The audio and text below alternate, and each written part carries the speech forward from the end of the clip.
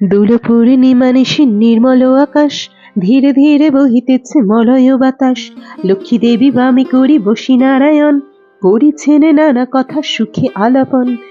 হেনকালে বিনা করে আসি মুনিবর, নারায়ণের সাক্ষাতে কহিলা বিস্তর।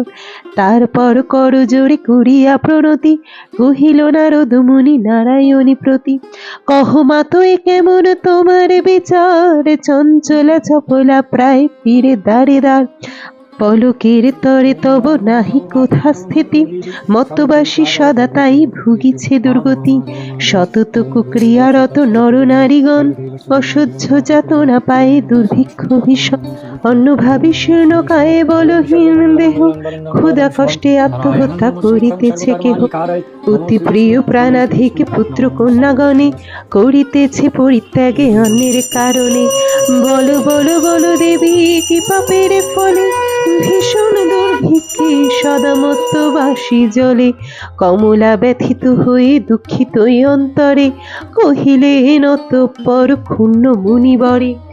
নর নারী দুঃখ পায় শোকের বিষয়, দুষ্কৃতির ফল ইহা জানিবে নিশ্চয়। চঞ্চলা আমার নাম কিসের লাগিয়া, কারণ ইহার তবে শুনো মন দিয়া। দিবানিদ্রায় অনাচারে ক্রোধ অহংকার, আলস্য কলহ মিথ্যা ঘিরেছে সংসার। উচ্চ হাসি উচ্চ ভাষা কহে নারীগণ, সন্ধ্যাকালে নিদ্রা যায় বেহুশ নয়ন। দয়া মায়া লজ্জায় আদি দিয়া বিসর্জন, যেথায় সেথায় করে স্বেচ্ছায় গমন।